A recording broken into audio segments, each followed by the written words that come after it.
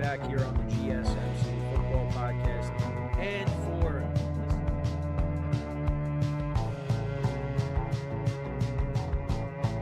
keep yourself in the loop of everything football on the Golden State Media Concepts Football Podcast. The latest news on and off the field, be it college football, Big Ten, SEC, Big 12, Pac-12, ACC to the NFL. We've got you covered. Listen to the Golden State Media Concepts Football Podcast.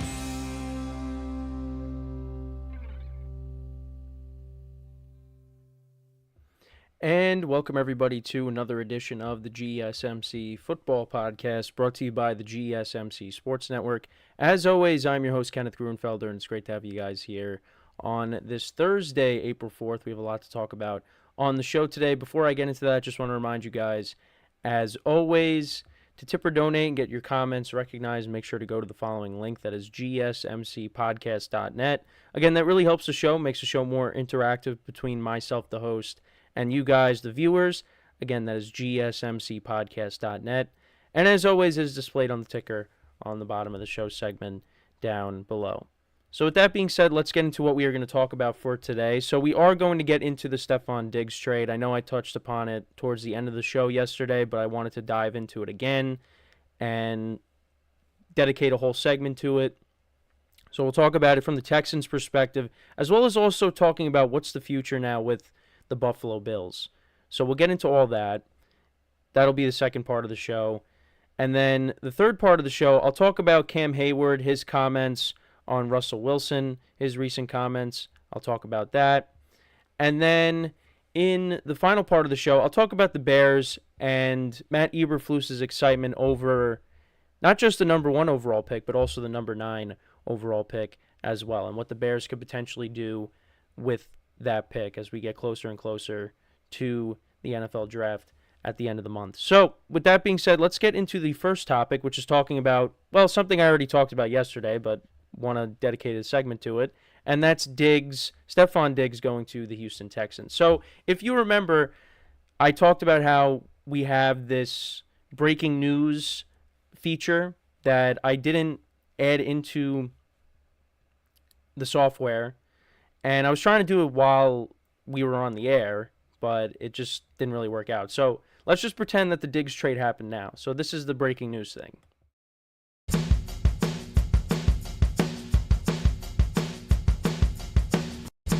Okay, so you get the idea. So breaking news, not really, but I just wanted to show that just because that's what I was trying to show yesterday. I was trying to set it up towards the end of the show, but it didn't really pan out.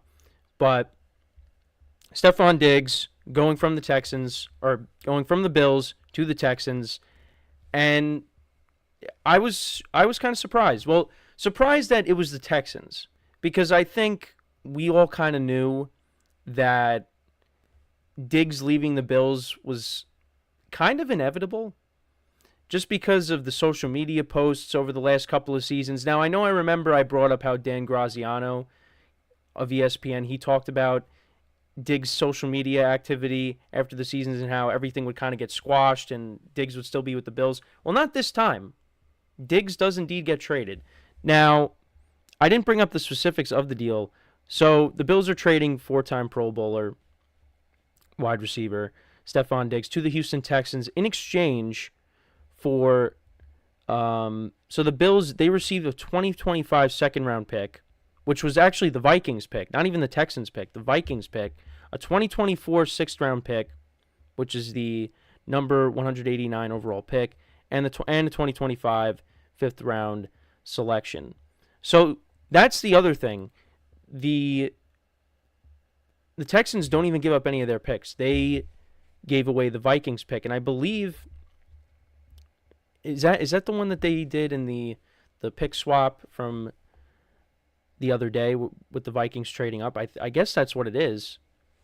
But yeah, this was a slam dunk for the Texans. And I love this trade for them.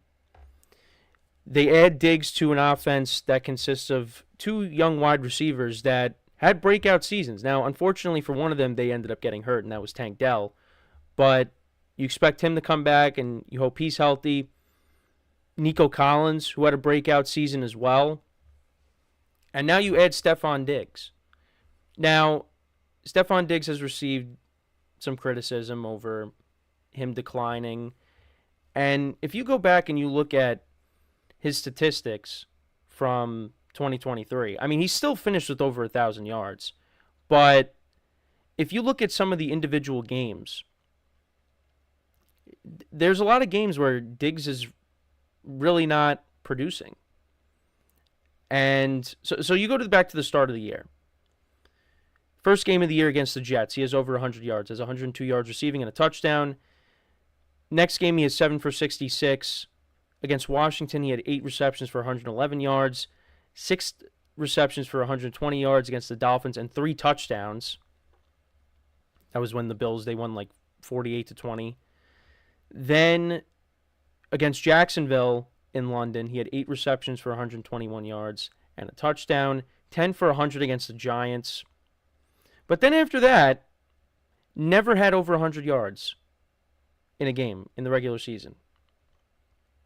Had some touchdowns along the way against the Patriots, the Bengals, and the Eagles. But some of the games against Denver, 3 for 34. Against the Jets the second time around, 4 for 27.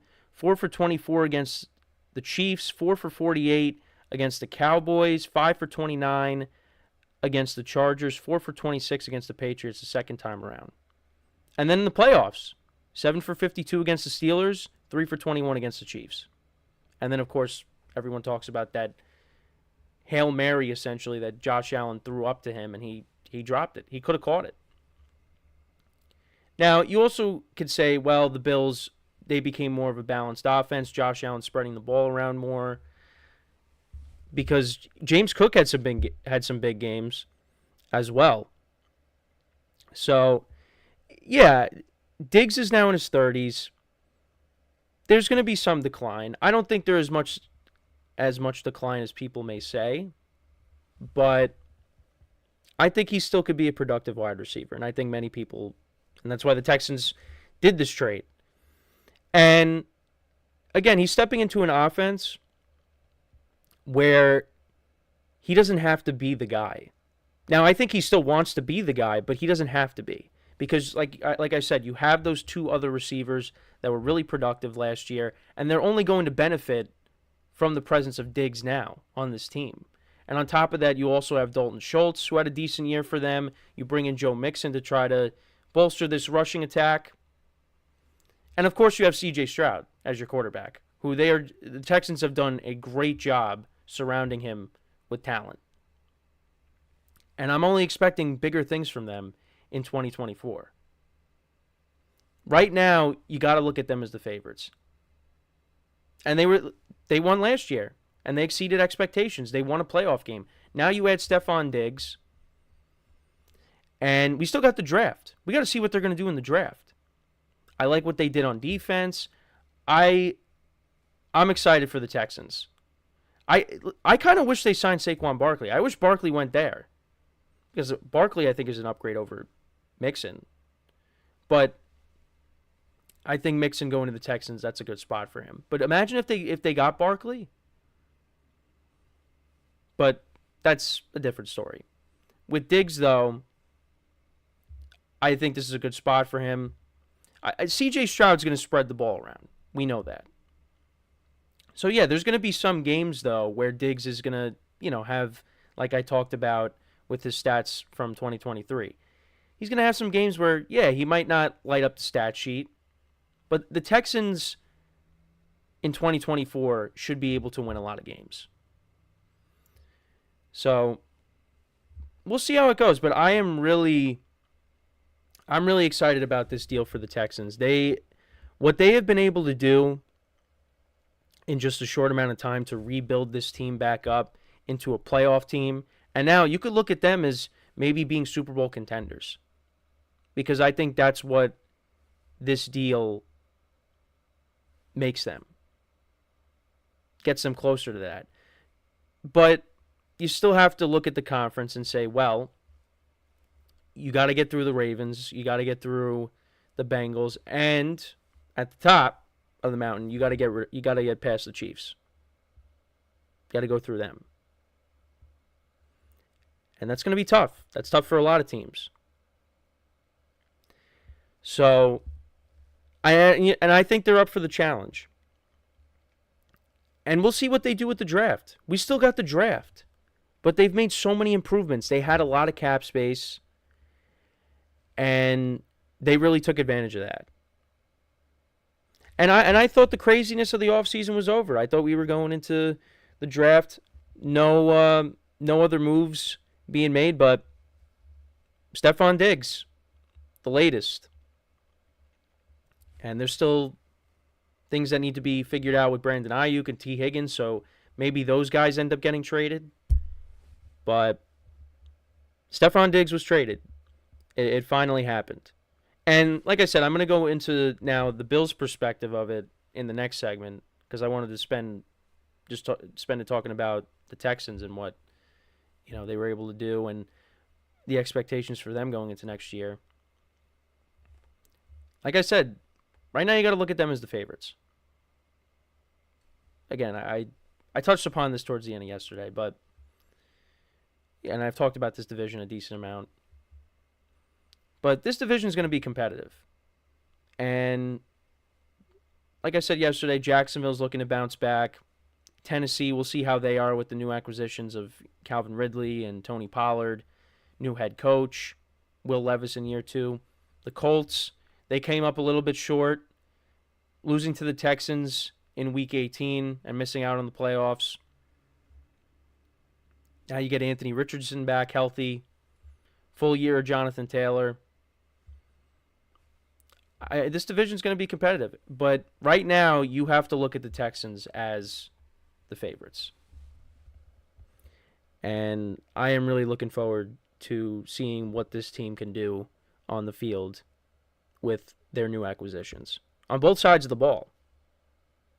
Because they also added Danielle Hunter on the defensive side of the ball too.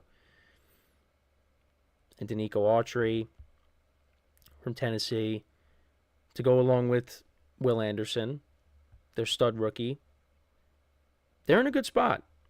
And the way they're going, they're going to knock this draft out of the park with whatever they decide to do. But you got to give them credit because everything that happened with Deshaun Watson and Bill O'Brien trading away DeAndre Hopkins for David Johnson, this team was trending down. It was one of the worst teams in the NFL. And if you remember, they won that game against the Colts, final week of the regular season. That was back in 2022. And that win, instead of them getting the number 1 overall pick, they got the 2nd overall pick. Panthers take Bryce Young. They take Stroud. That worked out for them. That really did. And they are looked at right now as one of the best teams in the AFC. Now again, you look at the Chiefs, the Bengals, the Ravens now adding Derrick Henry. I think those teams, I'd probably rank over them still. I'm not putting the Bills in that conversation at the moment because they got some things they got to figure out. But I would say you look at those 3 teams, and I would probably rank them over the Texans at the moment. So, but that doesn't mean that the Texans can't beat them. I mean, the Texans, they went into Cincinnati and they beat Joe Burrow. They did that. I mean, we haven't seen how they match up against the Chiefs yet. We will see that in 2024. They'll play the Bills as well. I know the Ravens had their number the 2 times that they faced off, but they're different. Well, the Ravens also added Derrick Henry, so they're a little different as well.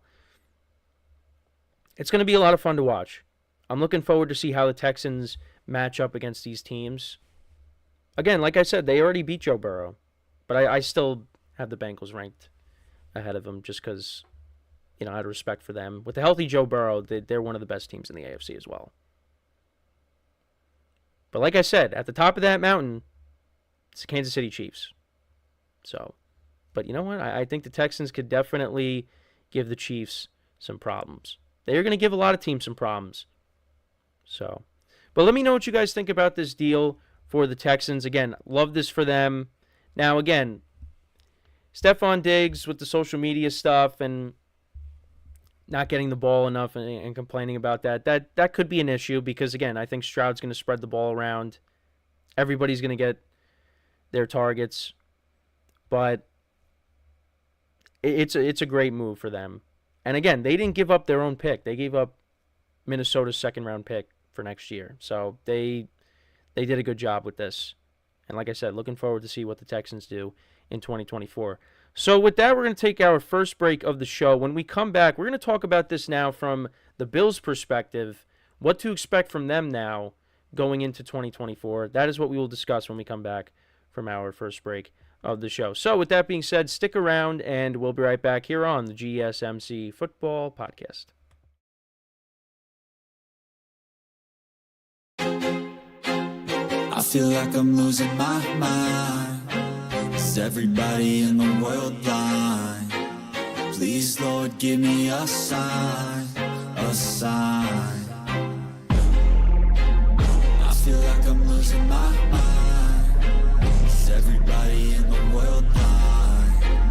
Please, Lord, give me a sign, a sign. I wanna be the greatest. Everybody on the fake shit. I look around and feel like everybody is the fakest. I make this every day and I'm impatient, hoping one day I blow up from the basement. Statement, the top is so vacant. I don't hear shit that I think is amazing. Waiting for my day when I'm playing sold out shows with 1,000 faces. Hey, give me that crown, get in my way and to be put down. It ain't your place, all this my town. If I want that shit, then I'll get it right now.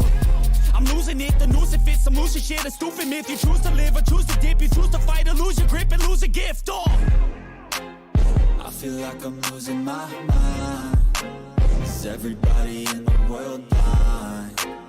Please, Lord, give me a sign, a sign. I feel like I'm losing my mind. Is everybody in the world blind?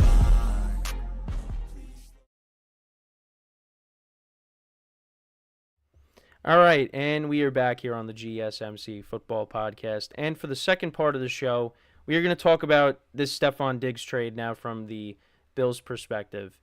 So let's get into that.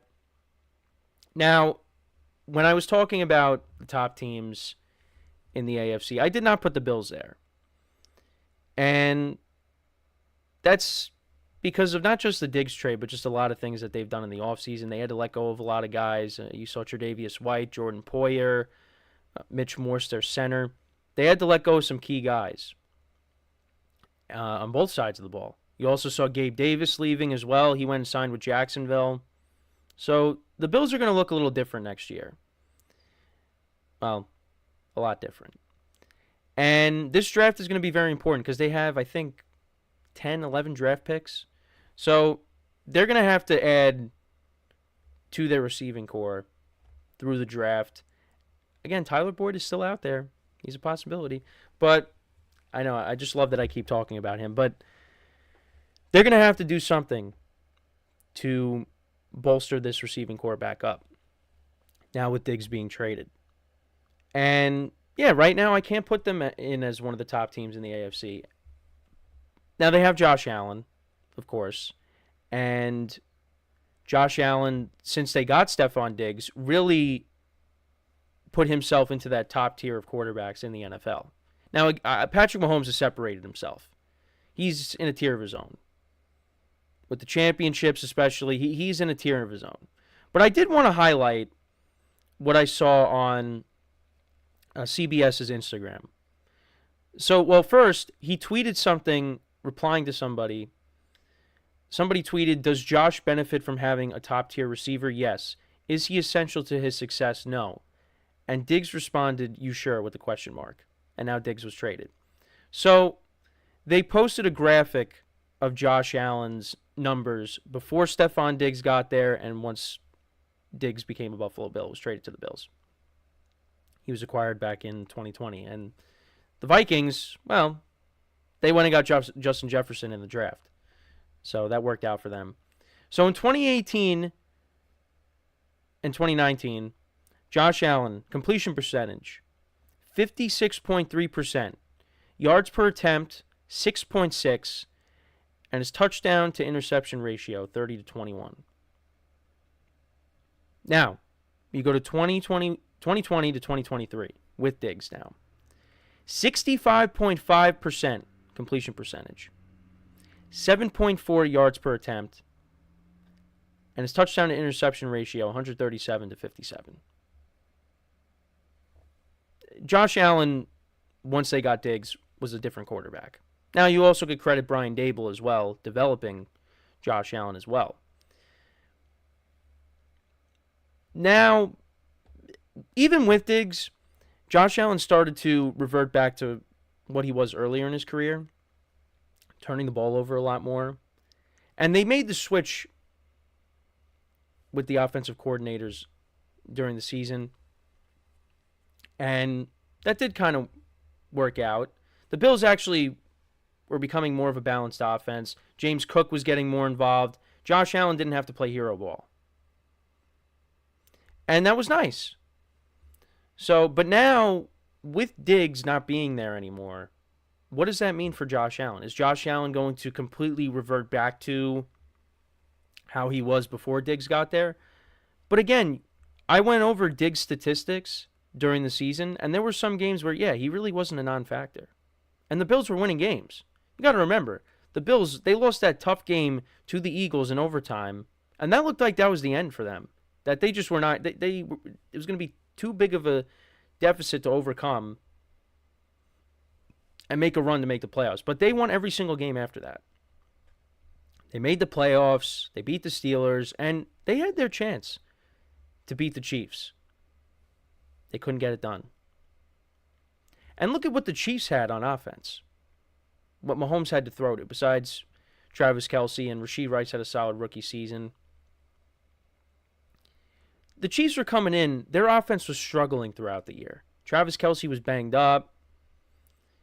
All the drops that they had in crucial moments, whether it was Valdez-Scantling, whether it was Kadarius Toney, the Chiefs still were able to find a way and get back to the Super Bowl and win it. The Bills, you still had Diggs. You had Gabe Davis. Well, actually, Gabe Davis didn't even play in the playoff game against the Chiefs. But this was the Bills' chance.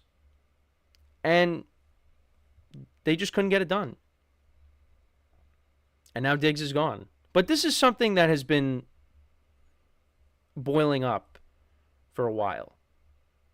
Ever since the AFC Championship game loss, where Diggs was out there watching the Chiefs celebrate, this is something that was in the making for a while.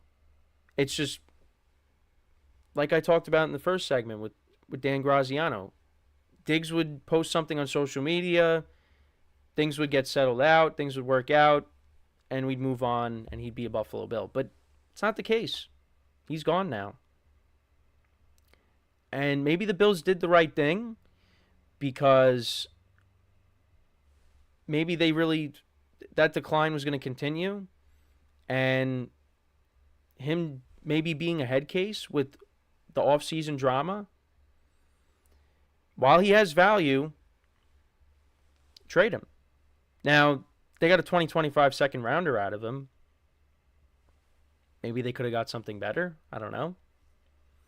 But there was a lot of factors into Diggs being traded. And it's just the latest of players to leave the Bills, whether it's them releasing them or trading them. A lot of guys from this era where they're making the playoffs and they made the AFC Championship game and now they just couldn't get past the divisional round. A lot of these guys are gone now, so they got to revamp. And they bring in Curtis Samuel, another wide receiver. And this was, with Diggs still on the team, now he's not there. So is Curtis Samuel now the lead number one receiver? And they got a couple of nice tight ends. They still got Dawson Knox. You've got Dalton Kincaid, who you're going to continue to see improve. Still got James Cook. Khalil Shakir, he was playing really well down the stretch. But the Bills got to add. They got to revamp. They lost a lot of guys on defense. And, yeah, Diggs, it's going to have an impact. Whether people say he was declining or not. Diggs is still a good receiver. But, again, there's a ton of receivers in this draft. Now, they're not going to get the top guys unless they somehow trade up, which I don't think that's going to happen. So, you could see them getting somebody in the late first round. That's probably what they're going to end up doing, whether it's that or they go defense. But I think you could expect them going after a receiver. I mean, and again, they have a ton of picks, so that's probably the route they're going to go. But again, I don't really look at the Bills right now as one of the top teams in the AFC, and also the AFC East. That it's going to be it's not going to be a slam dunk for who's going to win that. The Patriots are rebuilding. Right now we got to see how they address the quarterback position in this draft. So they're not really a part of that conversation. You got the Bills, the Dolphins, and the Jets. And right now, a healthy Jets squad, that team could definitely be the team that does it and wins the division. Because, again, the Bills are weaker. The Dolphins, they have question marks with Tua as their quarterback. And they had to make a lot of subtractions in the offseason on defense. Now, they've tried to fill those gaps. They signed Shaquille Barrett. They signed Jordan Poyer. And, again, we still have the whole draft. So I think you really have to make a full assessment of everything once the draft is complete. But right now, the way everything is, I'd look at the Jets as the favorites. Or the Dolphins. But, again, the Bills, they still have Josh Allen. And I know I talked about what Josh Allen was before Diggs got there and once he was there. Well, now, what is he going to be like after Diggs, the post-Diggs era? He's a different quarterback than he was when he first got into the league. So, you could say, well, you're losing Diggs, so you're going to have to feel some impact. Yeah, but are we going to see the Josh Allen that he was before they got Diggs, or not? I mean, he was still he's been turning the ball over even with Diggs. So, but well, again, we'll just have to wait and see. And again, you got a whole draft. So the Bills are definitely going to address the wide receiver position in this draft, and they'll figure it out. But what's going to happen now if the Bills don't finish with a good record? Is that going to be it for Sean McDermott? We'll see. But, yeah, this era of Bills football, I mean, these last couple of seasons, I don't know about, not really last year, but the previous two, people looked at the Bills as the favorites to maybe go to the Super Bowl. Or at least 2022, that was the year. Because they got off to that roaring start, first two games of the season. And they, once again, knocked down the divisional round. You went from AFC Championship game to divisional round loss to the Chiefs, divisional loss to the Bengals, and then divisional loss to the Chiefs. 3 out of the 4 years. Well, and the year before, 2019 they made it without Diggs. And they lost to Deshaun Watson. And they had a lead in that game. And then Deshaun Watson came back and they won that thriller. But with Diggs, the Bills lost 3 out of 4 to the Chiefs. And they also lost to the Bengals. And the Chiefs have won Super Bowls. They won back-to-back Super Bowls. it's tough. The Bills just could not get past the Chiefs, and at home against the Bengals, they lost 27-10. Yeah, what could have been? What could have been? But let me know what you guys think about the Bills. How do you see them approaching the draft? And where would you rank the Bills right now among the teams in the AFC after this Diggs trade? Let me know in the comments. So when we come back from our second break of the show, we are going to talk about Cam Heyward talking about Russell Wilson. Before we go into break, though, I just want to remind you guys once again to tip or donate and get your comments recognized. Make sure to go to the following link. That is GSMCPodcast.net. Again, that really helps the show. Makes the show more interactive between myself, the host, and you guys, the viewers. Again, that is GSMCPodcast.net. And as always, it is displayed on the ticker at the bottom of the show segment down below. So when we come back from our second break of the show, we'll talk about the Steelers, talk about Cam Heyward, commenting on Russell Wilson's potential impact with the team. So that being said, stick around, and we'll be right back here on the GSMC Football Podcast. Looking for your daily fix of sports talk without having to pay for it? GSMC Sports Network is available on YouTube. Just search GSMC Sports Network. Get your fix of daily sports talk shows on YouTube, absolutely free. NFL, college football, NBA, MLB, MMA, UFC, fantasy football, and so much more.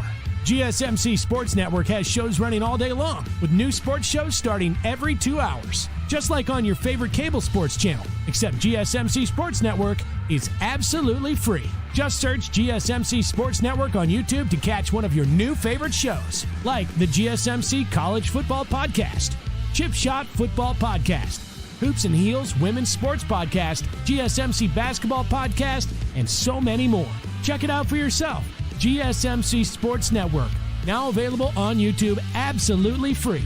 Search GSMC Sports Network on YouTube right now.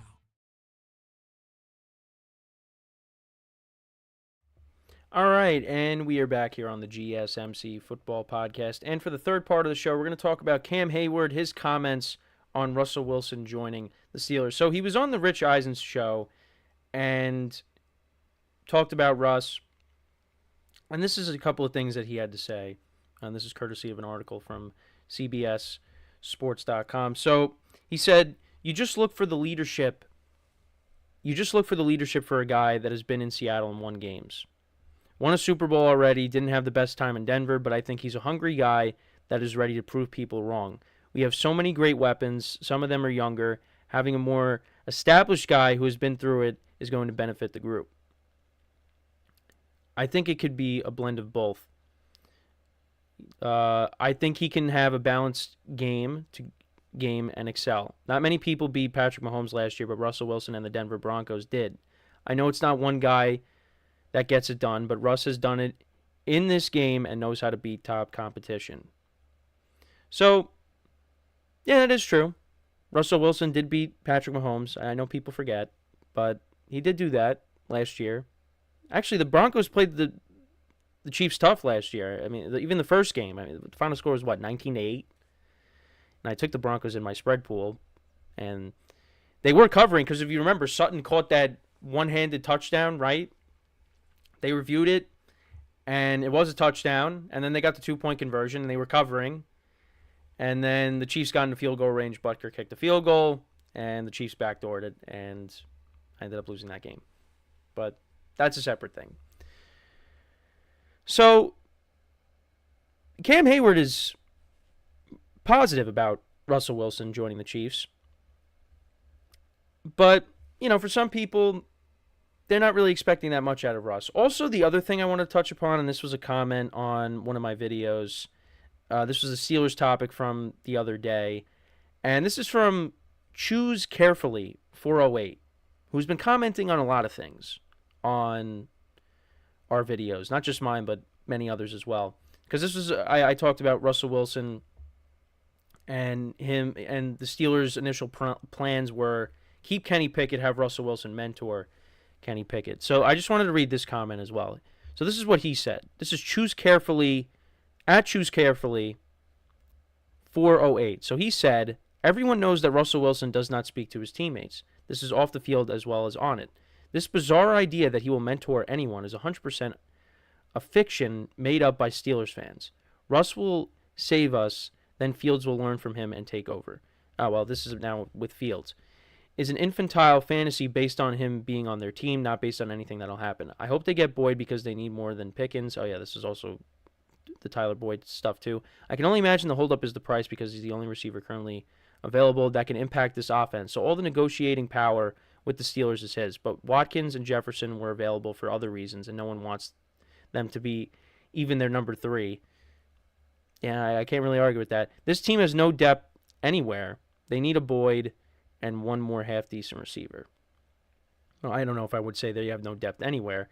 But that is true, though, because they did bring in Van Jefferson and Quez Watkins, who Van Jefferson was previously with the Falcons. Before that, the Rams. Quez Watkins was with the Eagles. So the Steelers, they signed him because, yeah, they need receivers right now because they traded Deontay Johnson.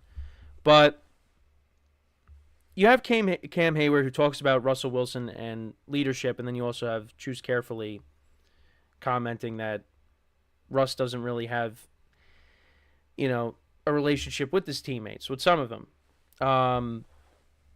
And I think both things are true in a way. It's just kind of strange how when Russell Wilson went to Denver, you had so many things coming out about him, and especially with him having his own office and things like that. It just was very strange. And especially all the memes with the Broncos country, let's ride stuff. Because Russell Wilson with Seattle, everybody loved him, and he was looked at as a leader. And you saw that on the playoff runs with Seattle, going to the Super Bowl. It just seemed like Russ was a leader, and that kind of took a knock once he went to Denver. Because, you even saw players yelling at him on the sidelines, too.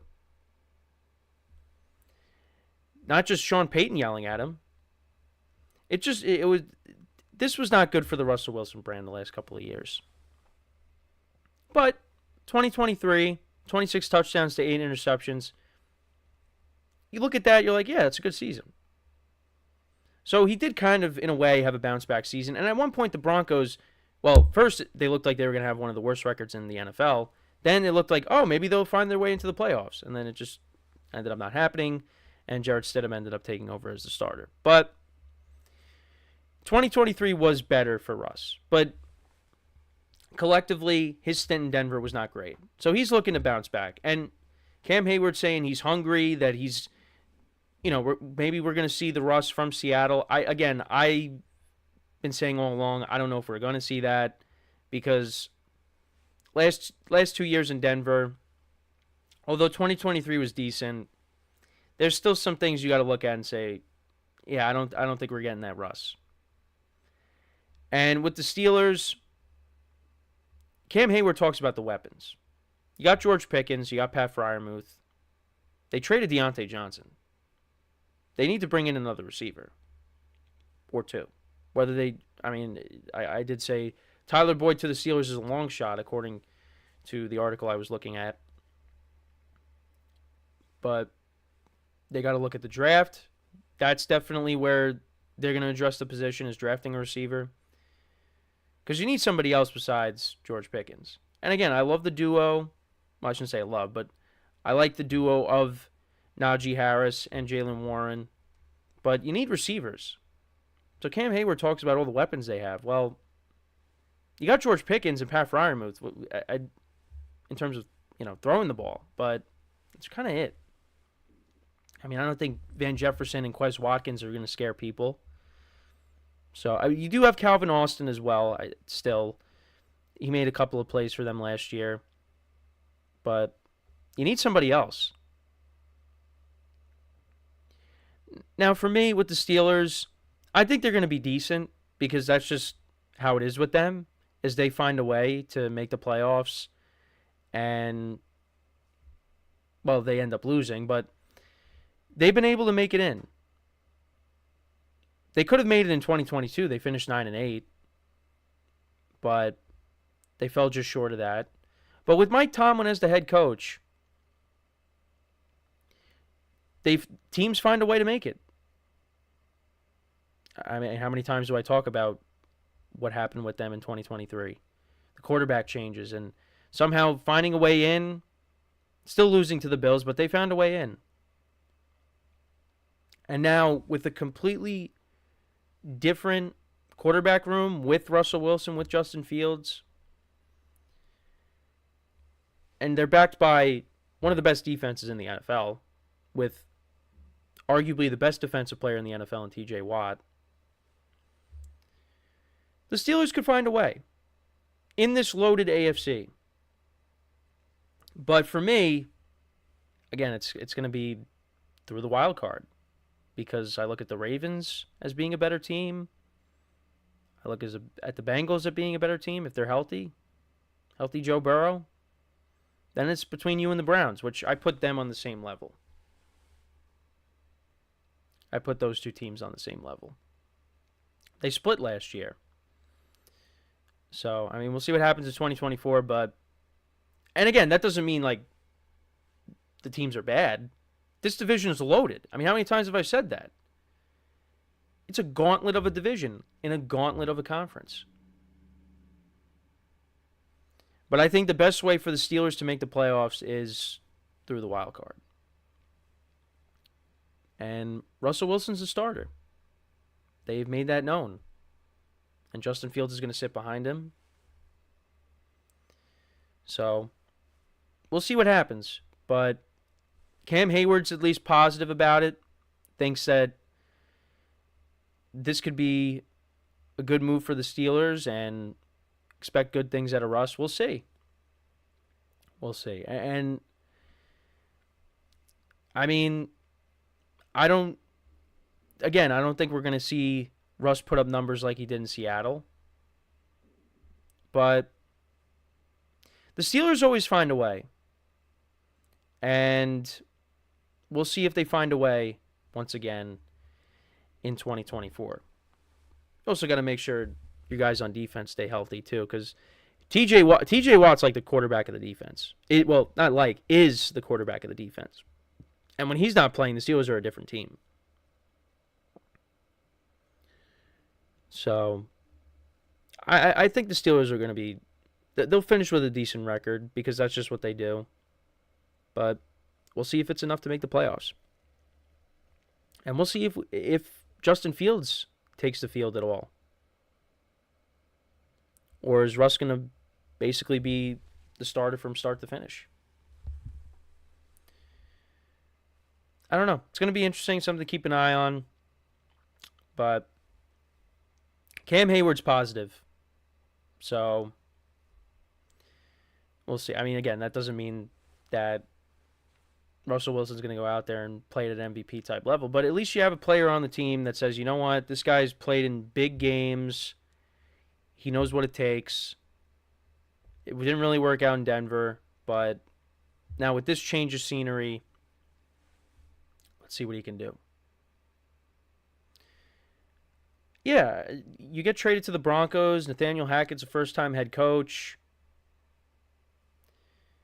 I mean, you thought with the talent that the Broncos had, at least at that time, that it didn't matter. They were going to be a good team, but it just didn't pan out. The offense struggled. Russ struggled. They had a rough season. Sean Payton comes in. Sean Payton wasn't a Russell Wilson fan. So that wasn't going to work. Even though at one point you thought, oh, the Broncos might make the playoffs. Now he's with the Steelers. And let's see. And the Steelers are a team that finds a way. So let me know what you guys think, though, about Cam Heyward's comments. Do you guys think that Russell Wilson could maybe turn back the clock in 2024 and go out there and play to how he did with Seattle? Or is it going to be kind of more of the same with the Broncos? Which, again, that's something I kind of lean towards. But again, still think the Steelers have a chance to make the playoffs. Maybe win a playoff game? Maybe. Because they haven't done that in a long time. It's not since 2016 when they beat the Chiefs in Arrowhead. And Chris Boswell kicked 6 field goals. I know I brought that up on a previous show, but bringing it up again. So, yeah, let me know what you guys think about this, what Cam Heyward had to say. So we're going to take our final break of the show. And then when we come back, we're going to talk about Justin Fields' old team. We'll talk about the Bears, talk about Matt Eberflus, his excitement over not just the number 1 overall pick, but also the number 9 overall pick, and what the Bears could potentially do at that selection. So, with that being said, for one final time today, stick around, and we'll be right back here on the GSMC Football Podcast.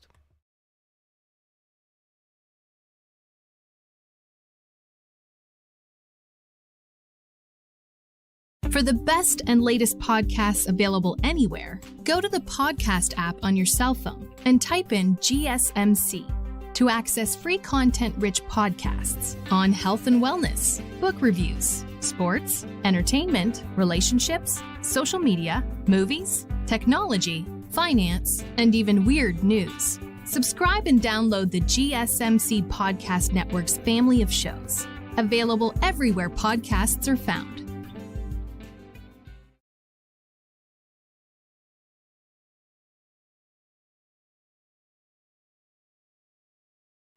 All right, and we are back here on the GSMC Football Podcast. And for the final part of the show, we're going to talk about the Bears and Matt Eberflus' excitement over the number 9 overall pick that the Bears also have.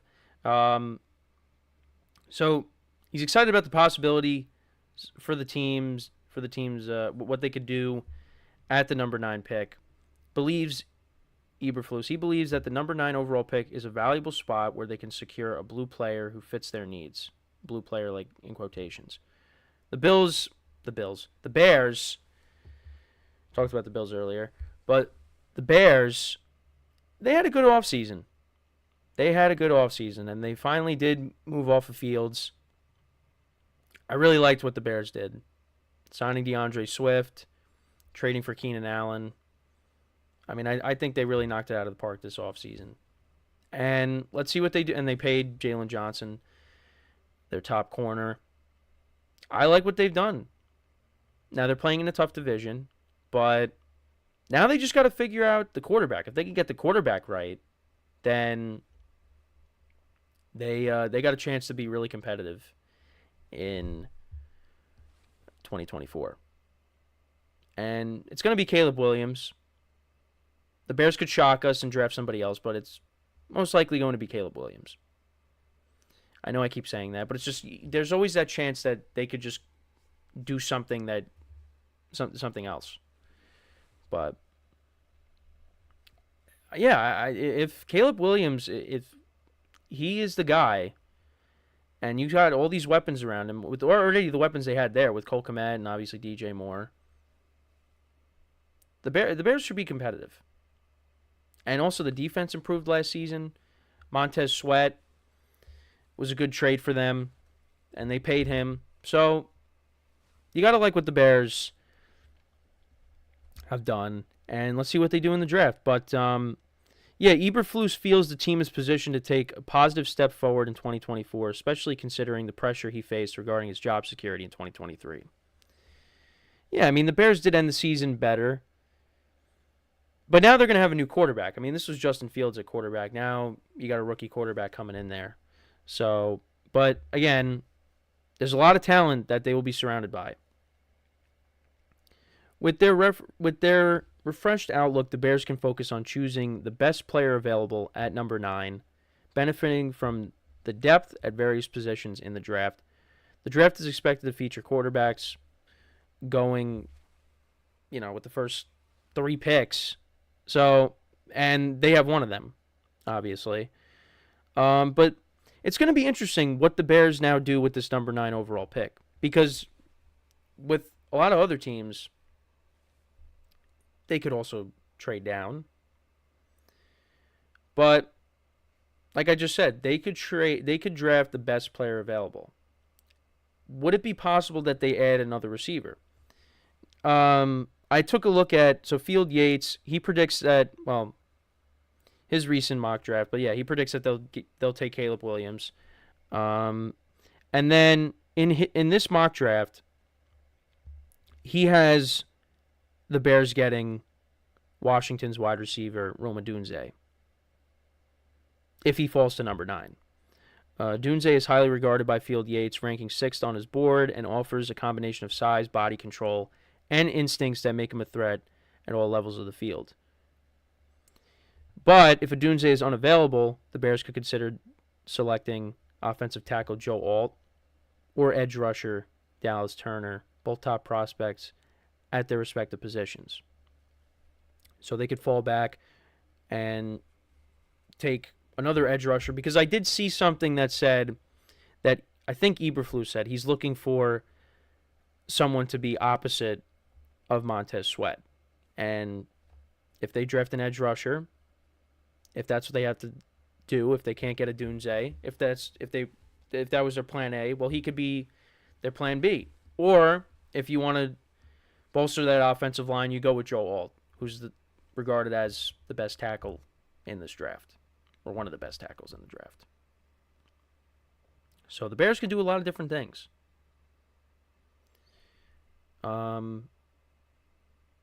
It'll be interesting. Because Marvin Harrison Jr., if you want to go wide receiver, Marvin Harrison Jr. is probably going to get taken before they pick. Malik Neighbors, it seems like he's going to be taken. So yeah, it might come down to either Odunze or Brian Thomas Jr. At least this is what I'm getting from the stuff I've seen.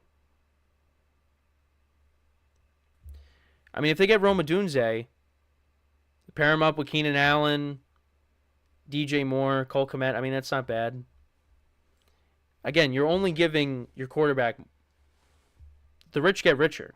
Your rookie quarterback's going to have some good weapons, even though they already have them. But if you add Odunze to that, I mean, again, the rich get richer. But I don't know if I should be saying that about the Bears, just because, the Bears have had their problems over the years. Particularly when it's to finding their franchise quarterback. You look at what they did when they got Mitchell Trubisky, what they gave up to get him. And then, of course, they drafted Justin Fields, and now he's not there anymore. Now you have the golden opportunity to have the number 1 overall pick. And, yeah, they're going to draft the best quarterback available, which is going to be Caleb Williams. But, again, there's always maybe they shock us and do something else, but I don't think that's going to happen. So I did want to pull up Rome Odunze's stats, if that's indeed what they decide to do.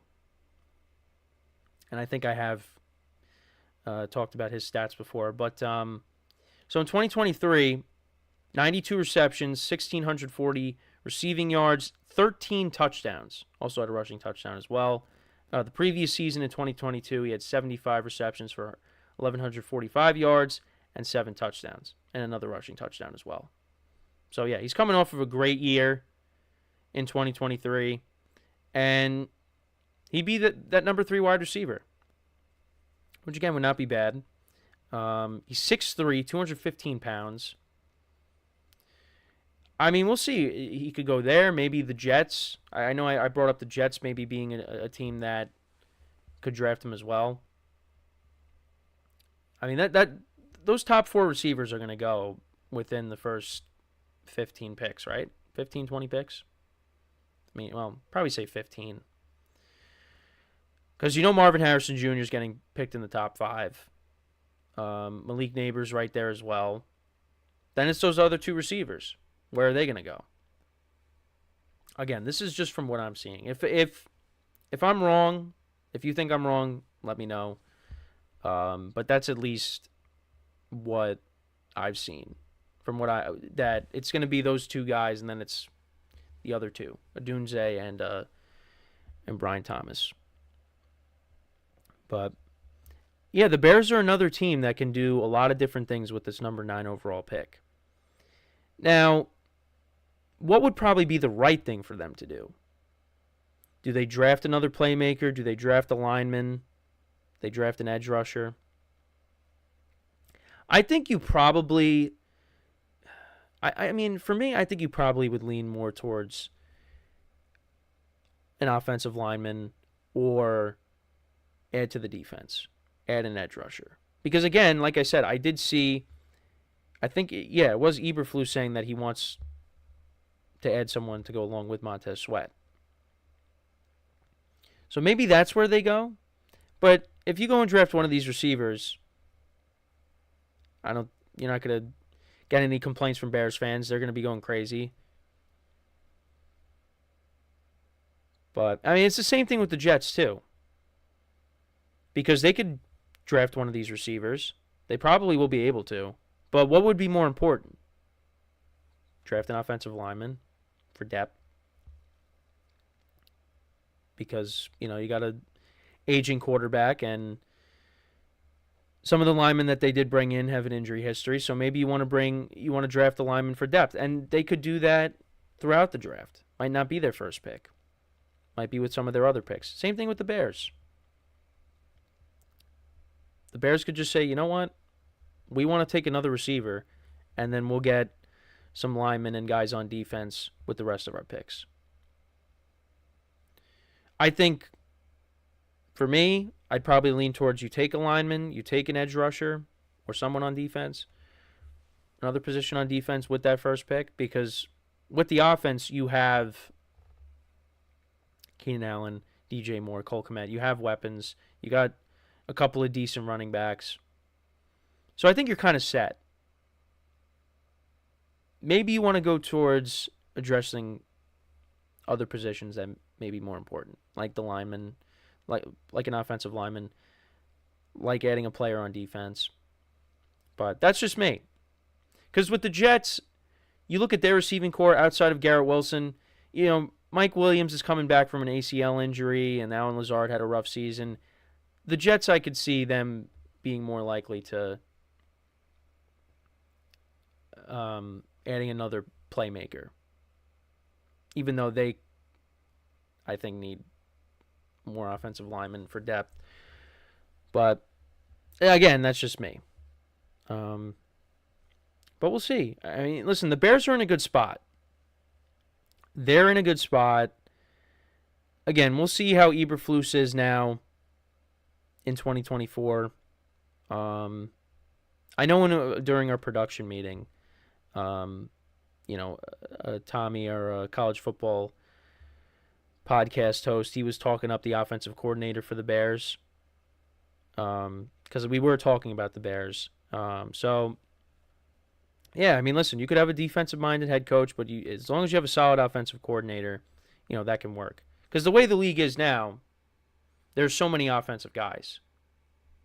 But with the Bears, they have a defensive head coach. But if you have a solid offensive coordinator, then, that could work. But we got to see what the Bears do at quarterback now.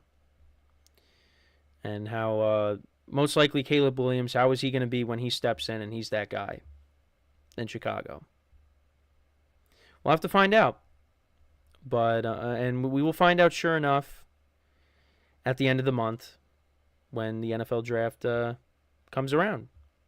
So, but let me know what you guys think about this. What do you think the Bears are going to do with this number 9 overall pick? Do you think they're going to keep it and draft one of these, the best player available, or could they possibly trade back? Because, again, that's also another possibility. Or they could just trade away their picks and Tyson Bagent is the starting quarterback. No. But, yeah, let me know what you guys think in the comments. But, yeah, that's pretty much it for the show for today. Again, I thought everything was over. I thought all the craziness was over. But then all of a sudden, yesterday, towards the end of the show, Stefon Diggs ends up getting traded to the Houston Texans. Like I said, really excited about that for the Texans. Love the direction that they're going in. Myself, as well as many others, are definitely expecting bigger things out of them in 2024. I'm really looking forward to them. I'm really looking forward to seeing what they could do, because they have had a great offseason. And again, you got the draft. For the Bills, they got a lot of things that they have to address. Revamping this receiver core, revamping the defense. we'll see how the new look Bills look next year. And again, we also touched upon Cam Heyward talking up Russell Wilson. So we'll see how Russell Wilson is in his new spot, being the Steelers quarterback. And we touched upon the Bears. And they're 2 top 10 picks. And if you're a Bears fan, you're hoping that, listen, it's great that you could get 2 solid players out of these picks, hopefully. But hopefully for the Bears fans, this is the last time you're picking in the top 10 for a while. Because right now they're putting together a good team. Now they just got to go out there and show that they are a good team.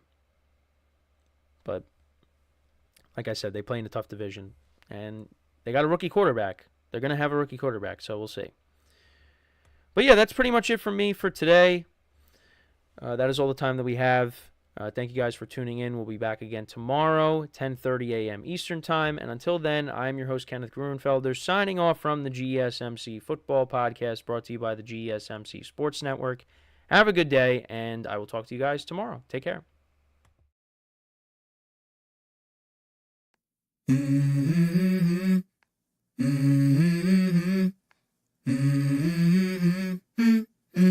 Let's go. I wake up to a little bit of drool on my pillow, feel like it's gonna be a bad day. Yeah, I'm tired of shit, and the coffee ain't hit yet.